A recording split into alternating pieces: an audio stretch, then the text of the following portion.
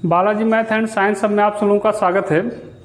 आज की क्लास में जो दो चर वाला रैखिक समीकरण में क्वेश्चन थर्ड का जो थर्ड पार्ट मतलब जो क्वेश्चन नंबर थर्ड था उसका फर्स्ट और सेकंड पार्ट पिछले वीडियो में क्लास में आप लोग पढ़ चुके थे। तो आज क्लास में थर्ड पार्ट है, थर्ड फोर्थ फिफ्थ और सिक्स आज के क्लास में ही देखेंगे, ठीक है।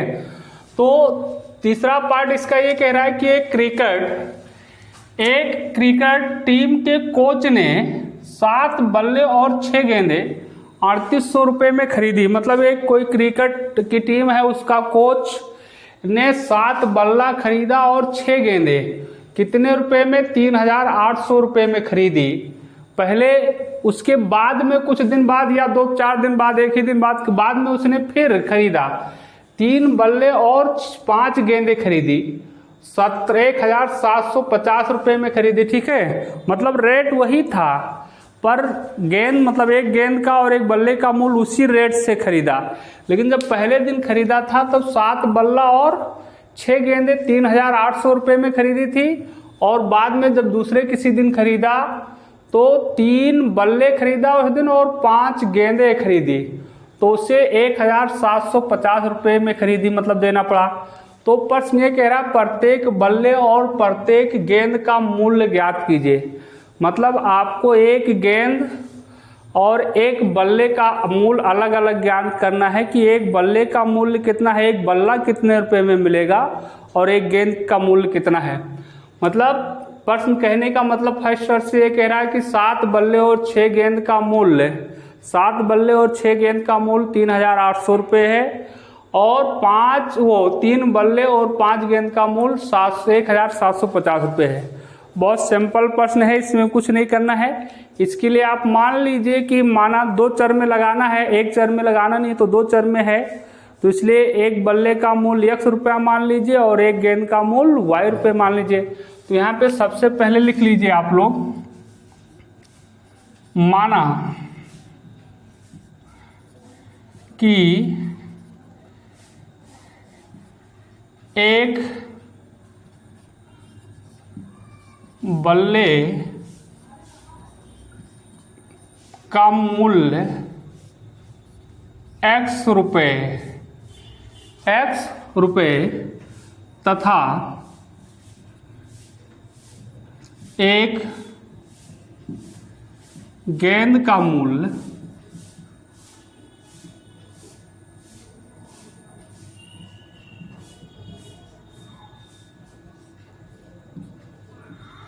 y रुपये है। हमने माना है कि एक बल्ले का मूल्य x रुपया और एक गेंद का मूल्य y रुपये है।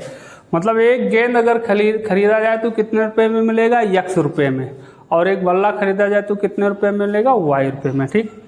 अब प्रश्न ये कह रहा है, उसने प्रश्न मतलब फर्स्ट शर्त जो पहले वाला है उसको फर्स्ट शर्त मान लीजिए, तो लिखो फर्स्ट शर्त से। तो फर्स्ट शर्त में आप क्या करना है, 7 बल्ले और 6 गेंदें 3800 रुपये में खरीदती है। अब आप जानिए कि एक बल्ले का मूल्य x रुपया, तो 2 बल्ले का मूल्य कितना हो जाएगा? 2x, 3 बल्ले का मूल्य 3x, 4 बल्ले का मूल्य 4x, 5 बल्ले का मूल्य 5x, मतलब 10 से गुणा कर लेंगे। वैसे देख लीजिए, जैसे आप किसी दुकान पे गए, एक बल्ला 150 रुपये खरीदा तो 2 बल्ला कितने रुपए का खरीदेंगे? 300। कैसे है? मतलब बल्लों की संख्या को एक बल्ले के मूल्य से क्या कर दिया गया? गुणा कर दिया गया। तो एक बल्ले का मूल्य x रुपया है, कितना बल्ला खरीदता है? 7, तो 7 से गुणा कर दो तो कितना हो जाएगा? 7x। मतलब ये जो हुआ 7x है, ये 7 बल्लों का मूल्य हो गया। और कितने गेंद खरीदती है? 6, और एक गेंद का मूल्य कितना है? y रुपये। तो एक गेंद का मूल्य y है, 6 गेंद का मूल्य कितना हो जाएगा? 6 से गुणा कर दो, 6x। मतलब ये 7x हो गया, 6y 6y हो जाएगा, ठीक। ये आपका हो गया 6 गेंद का मूल्य, और ये हो गया 7 बल्ले का मूल्य। लेकिन प्रश्न ये कह रहा है 7 बल्ला और 6 गेंद 3800 रुपये में खरीदता है। मतलब 7 बल्ले और 6 गेंद दोनों का मूल्य कितना रुपया हो गया? 800 रुपये। तो समीकरण क्या बनेगा? 3800 रुपये है, मतलब 7 बल्ले का मूल्य, तो 7 बल्ले का मूल्य 7x और प्लस कितने गेंद का मूल्य, 6 गेंद का मूल्य। तो 6 गेंद का मूल्य कितना होगा, 6y। दोनों का जोड़ लोगे तो मतलब 7 बल्ला, ये 7 बल्लों का मूल्य, ये 6 गेंद का मूल्य, दोनों का मिला के कितना हुआ, 3800 रुपये। एक समीकरण आपका बन गया। समझ में आई बात। अब दूसरा समीकरण आपका क्या बनेगा, इसको इक्वेशन नंबर फर्स्ट मान लीजिए, ठीक है। थोड़ा सा इसको इस साइड में लिख लेते हैं ताकि उधर जगह मिल जाए आपको लिखने के देखने के लिए, ठीक है। तो यही चीज़ लिखा जाएगा, 7x प्लस कितना 6y बराबर 3800 रुपये। ये समीकरण नंबर क्या मिलेगा, फर्स्ट। सेकंड शर्त में कह रहा हो, बाद में उसने 3 बल्ले और 6 गेंदे, तो यहाँ सेकंड शर्त लिख लो, सेकंड शर्त से या कंडीशन से, फ्रॉम सेकंड कंडीशन, ठीक। देखिए तो अब 3 बल्ला, तो 3 बल्ले का मूल्य कितना हो जाएगा, 1 बल्ले का मूल्य x रुपये। तो आप बात समझ में आ रहा है, 3 बल्ले का मूल्य कितना रुपये हो जाएगा, 3x। तो ये हो गया 3 बल्ले का मूल्य 3x प्लस कितने गेंद खरीदता है, 5 गेंद। तो 5 गेंद का मूल्य कितना हो जाएगा, 5y हो जाएगा। तो ये हो जाएगा 5y बराबर कितना हो जाएगा, 1750 रुपये, क्योंकि 3 बल्ला और 5 गेंद वो 1750 रुपये में खरीदती है, ठीक है। तो ये होगा 1750। ये समीकरण नंबर हो गया आपका सेकंड। अब आपको दोनों समीकरण को हल करके x और y के मान निकाल लेना है, ठीक है। और वो भी किस विधि से हल करना है, प्रतिस्थापन विधि, सब्स्टिट्यूशन मेथड से हल करना, ठीक है। तो प्रतिस्थापन विधि हल करना आप सब लोग जानते हैं, उसमें कोई नई बात नहीं है, पहले पढ़ चुके हैं। चाहे समीकरण फर्स्ट से चाहे समीकरण सेकंड से x या y किसी का मान निकाल लेते हैं, ठीक है। तो चलिए किसी भी समीकरण से निकाल लिया जाए। चलिए समीकरण सेकंड ही ले लेते हैं। तो समीकरण सेकंड से यहाँ लिख लो, सेकंड से सेकंड समीकरण आपका है 3x प्लस 5y जो इक्वल टू 1750। तो y का मान निकालना चाहते हैं, तो y का मान आपका हो जाएगा 1750 माइनस ये प्लस 3x है, तो उस साइड में ले जाएंगे तो क्या हो जाएगा, -3x। तो ये होगा 3x। हमें x का y का मान चाहिए, तो y बराबर आपका हो जाएगा 1750 माइनस 3x और अपान ये कितना, यहाँ 5y था तो ये बटे में आ जाएगा, 5 हो जाएगा। ये समीकरण नंबर आपका क्या मिला, थर्ड। समझ में आ गई बात सबके, ठीक है। अब देखिए जब y का मान मुझे मिल गया, तो इस y के मान को हमने समीकरण सेकंड से निकालना है। तो आपको पहले से पता है, बताया गया है कि अगर फर्स्ट से निकालते हो तो सेकंड में रखना होगा, सेकंड से निकालेंगे तो किस में रखना होगा, फर्स्ट में। तो सेकंड से निकाला किस में रखोगे, फर्स्ट में। तो यहाँ लिखोगे y का मान समीकरण फर्स्ट में प्रतिस्थापित करने पर, तो जब प्रतिस्थापित करोगे तो पहले समीकरण फर्स्ट नोट कर लो। तो फर्स्ट समीकरण आप देख रहे हैं 7x प्लस 6y, तो ये होगा 7x प्लस 6y बराबर 3800। अगर हम नीचे लिखेंगे तो दिखेगा, नहीं दिखेगा, दिखे ना चाहिए भैया। देखो तो अब ये y के स्थान पर लिखना है 7x, क्या बात है, दिख रहा है, ठीक है। प्लस 6 है तो 6y है, लेकिन हमें y का मान रखना है, तो 6 लिख लो और ब्रैकेट में y का मान 1750 माइनस 3x और इतने का बटा कितना है 5, y के स्थान पर रख दिया गया। ये 7x प्लस 6y, 6 ये है और y के स्थान पर ये मान आ गया। समझ में आएगा बात। और बराबर कितना हो जाएगा 3800। अब इस समीकरण को सरल करोगे तो y का मान, x का मान निकल आएगा। तो सरल कैसे करेंगे, ऊपर देखिए ये आपका 7x है और प्लस 6 से ऊपर गुणा करा दीजिए, तो 1750 और 6 का गुणा कीजिए तो 1 0 ये हो जाएगा बेटा, ठीक है। और 6 से 5 का गुणा करो, 6 पंचे 30 के 1 0 और हो गया। और 6 सते 42 और 3 हासिल बचा था 45 के 5 और 6 एकम 6 4 10। तो ये 10,500 हो जाएगा। 6 से गुणा करोगे, फिर 6 से 3x में भी गुणा होगा तो माइनस कितना 18x हो जाएगा।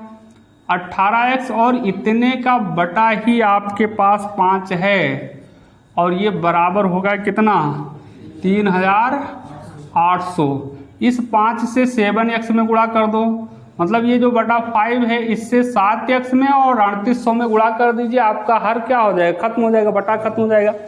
तो 5 से गुणा करोगे तो 7 बचे 35x प्लस ये 10,500 माइनस 18x और बराबर इस 5 से 3800 में ही गुणा भी करना है। तो 2 जीरो इसका ये हो गया और 5 40 के 1 जीरो और 5 15 और 4 19, मतलब 19,000 हो जाएगा।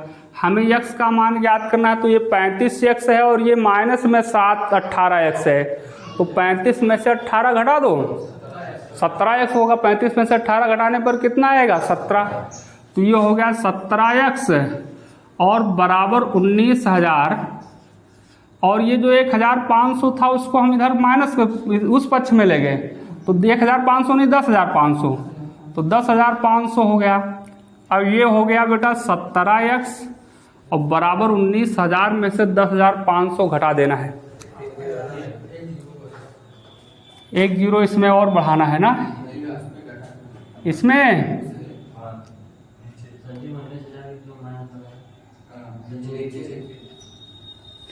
उसमें 1 जीरो ज़्यादा हो गया था।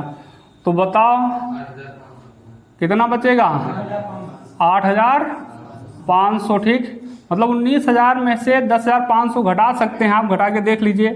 तो x बराबर आपका हो जाएगा 8,500, ये बटे 17 हो जाएगा। 17 से काट दीजिए, 17 पचे 85 और ये 2 जीरो, मतलब x का मान आपको मिला 500।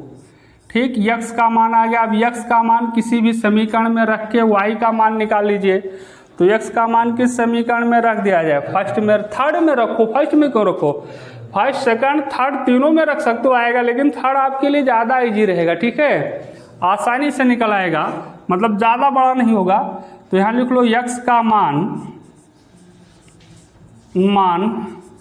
समीकरण किसमें, थर्ड में रखने पर। ठीक है, बात क्लियर हो गई।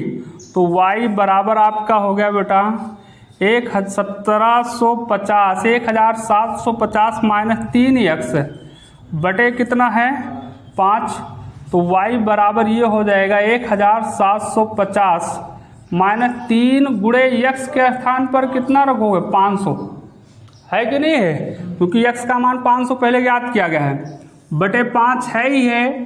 तो y बराबर ये हो जाएगा 1,750 माइनस 5 15, 1500 बटे 5। अब देखो नीचे लिखेंगे, दिखेगा नहीं तो इधर यहाँ दिख जाएगा। ठीक है, यहाँ कर लीजिएगा, आप लोग नीचे लिखिएगा बेटा। ठीक, तो y बराबर आपको मिलेगा कितना 1,750 में से 1,500 घटा दो 250, तो बटे 5, 5 से ये कट जाएगा 25 जीरो। तो y बराबर कितना हो गया 50। मतलब x का जो वैल्यू आया वो एक बल्ले का मूल आया। ठीक है, अब जगह नहीं मेरे पास तो लिखेंगे कहाँ, इसको हम डाल दें। हम इतना कर लिए सब लोग ना, ठीक जान गए।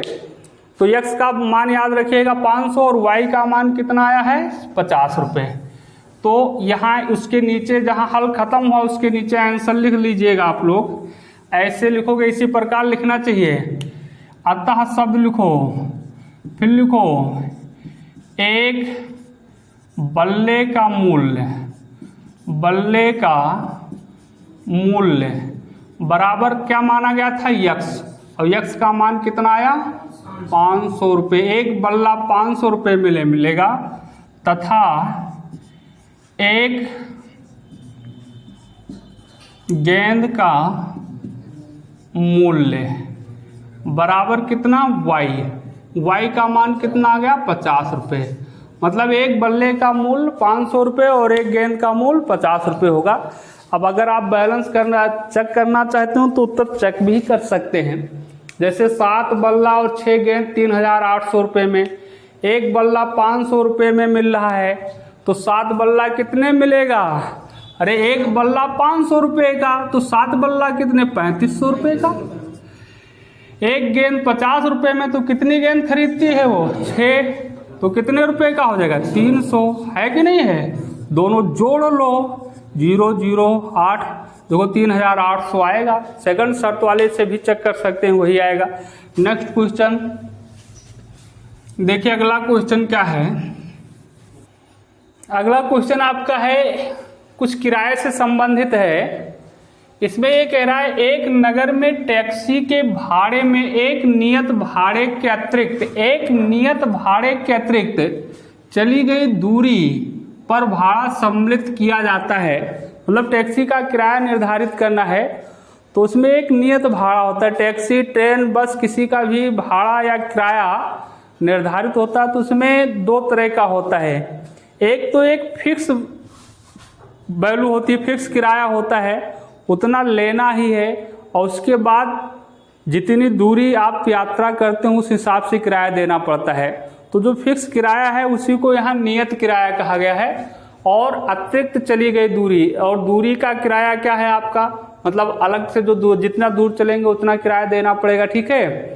तो अब 10 रुपये, और उसके बाद में ये प्रश्न कहता है कि 10 किलोमीटर की यात्रा के लिए 105 रुपये। मतलब अगर कोई व्यक्ति 10 किलोमीटर दूरी की कोई यात्रा करता है, ऐसे स्थान की यात्रा, इतने 10 किलोमीटर की यात्रा करता है, तो उसका कुल भाड़ा 105 रुपये बनता है। इसमें नियत किराया और किलोमीटर के हिसाब से ली जाने वाली किराया दोनों ऐड है। तथा 15 किलोमीटर के लिए भाड़ा 155 रुपये है। अगर कोई व्यक्ति 15 किलोमीटर की यात्रा करना चाहता है तो उसे कितना रुपया देना पड़ेगा? किराया 155 रुपये, ठीक है। प्रश्न ये फिर कह रहा है, आपसे पूछ क्या रहा है? नियत भाड़ा तथा यहाँ होना चाहिए, तथा लिख लीजिएगा, प्रश्न में तथा छूट गया है। तथा प्रति किलोमीटर भाड़ा क्या है?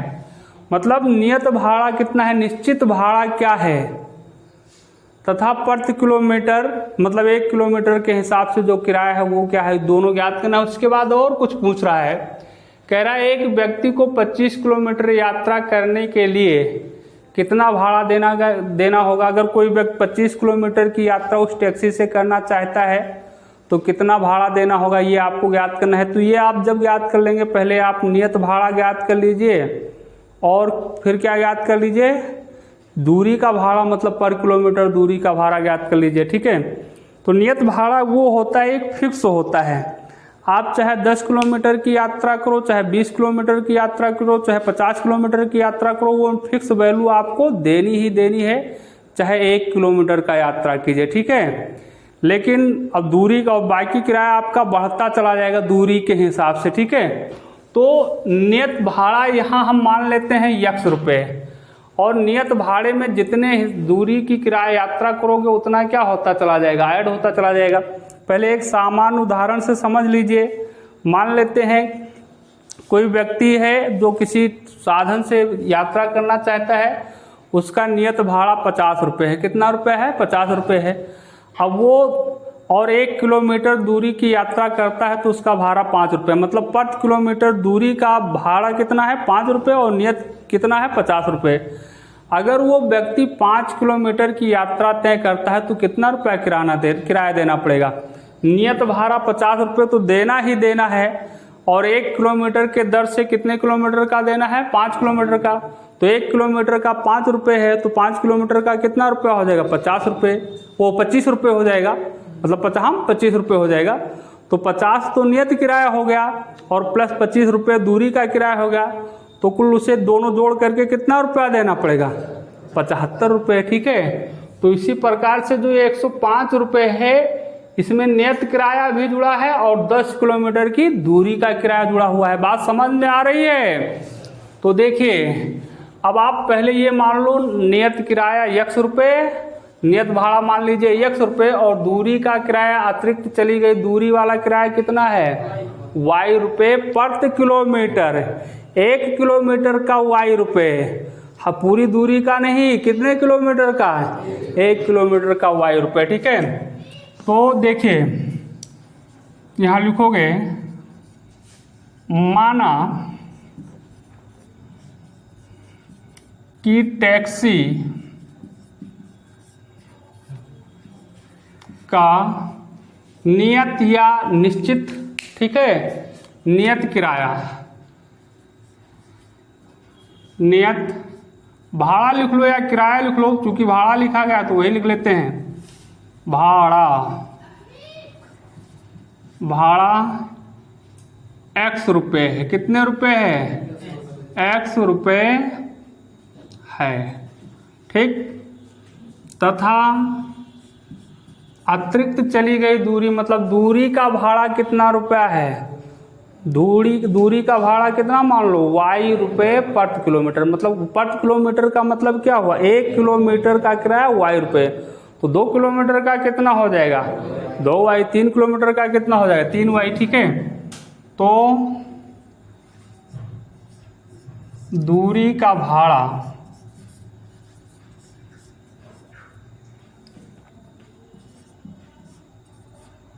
y रुपये प्रति किलोमीटर है, ऐसे लिख लीजिए, प्रति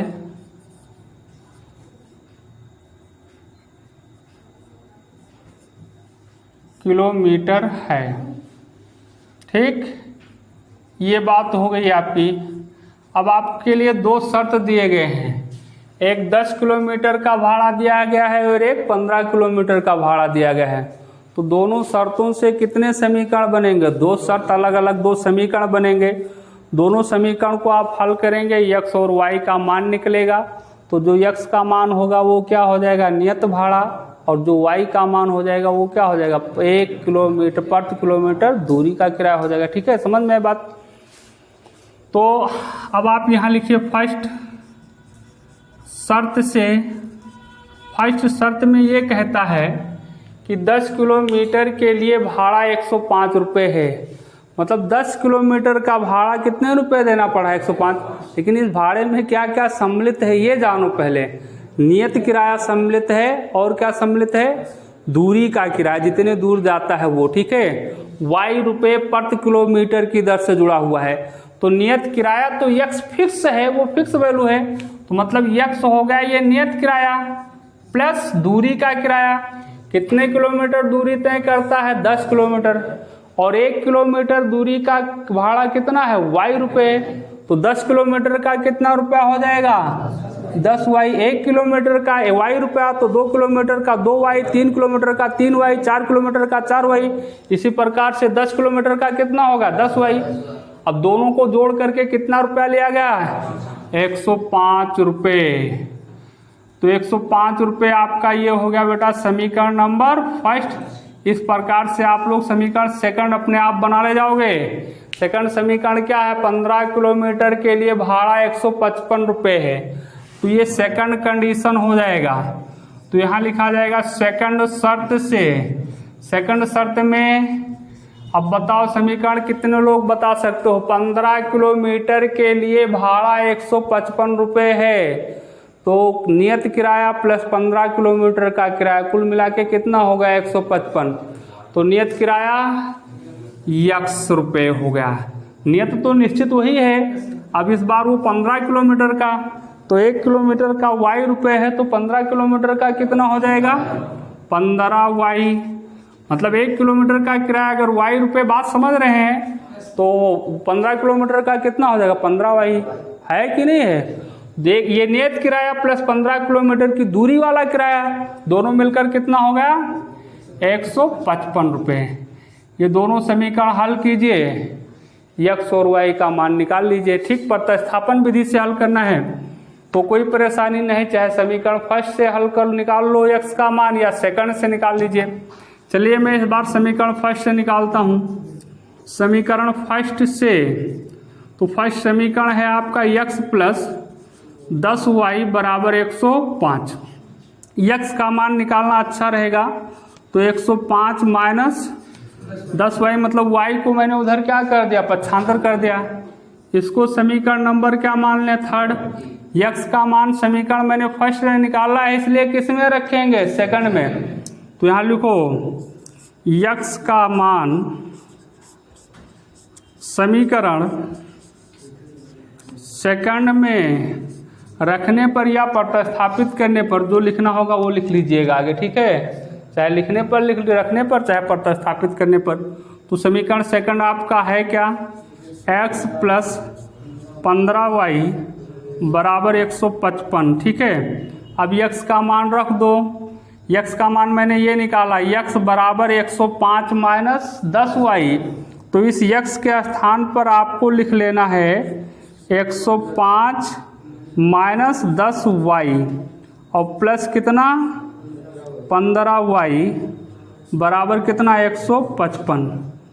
अब भैया देखिए नीचे दिखेगा नहीं तो ऊपर लिख रहे हैं, तो 105 ये हो गया और यहाँ माइनस 10y है प्लस 15y, तो 15y में से 10y घटा दो तो कितना y बचेगा, प्लस में बचेगा 5y बराबर इधर आपका 155 तो है ही है, 155 हमें y का मान ज्ञात करना है, इसलिए 5y इधर रोकते हैं और 105 को उधर पक्षांतर कर दो, तो 155 और ये प्लस 105 इधर जाएगा तो माइनस 105, तो 5y बराबर हो जाएगा कितना 155 में से 105 घटा दो 50 बचा, ठीक। तो y बराबर कितना हो जाएगा 50 बटे 5 से काट दीजिए कितना हो जाएगा 10, तो y का मान आपको मिला 10, ठीक है।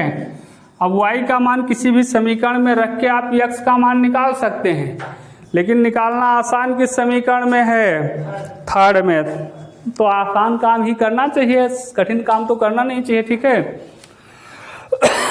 तो देखो चलो आसान ही कर लिया जाए, तो y का मान समीकरण किस में रखने पर, थर्ड में रखने पर, तो थर्ड में रखोगे तो थर्ड समीकरण आपका है x बराबर 105 माइनस 10y, ठीक। तो x बराबर हो जाएगा 105 माइनस 10 गुणे y का मान कितना आया 10, तो x बराबर कितना हो जाएगा 105 माइनस 10 का 10 से गुणा करोगे 100, तो x बराबर 105 माइनस 100 मतलब 105 में से 100 घटा दो कितना बचेगा 10, 5 बचेगा, वाह भाई 5 रुपया बचेगा, सही है 5 बचेगा, ठीक। तो अब ये हो गया x का मान 5 आया, y का मान कितना आया 10 रुपये, तो नियत भाड़ा तो हो गया आपका कितना रुपया 5 रुपये। आप चाहे यात्रा 5 किलोमीटर का करो चाहे 10 किलोमीटर का करो, ये 5 आपको एक्स्ट्रा है, ये देना ही देना है। और उसके बाद हर प्रति किलोमीटर 10 रुपये प्रति किलोमीटर के दर से और अतिरिक्त किराया देना होगा, ठीक है। तो यहाँ देखिए इसको मैं डाल दें फिर लिख लीजिए आप लोग, ये अब यहाँ लिखो नियत भाड़ा, था ऐसा लिख लेना चाहिए, नीचे लिखना है इसके, ठीक है। यहाँ लिखिए अतः नियत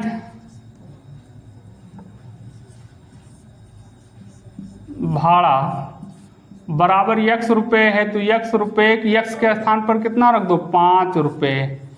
और किसका भाड़ा पूछना था, मतलब किलोमीटर मतलब दूरी का भाड़ा, तो दूरी का भाड़ा आपने माना है कितना y रुपये प्रति किलोमीटर,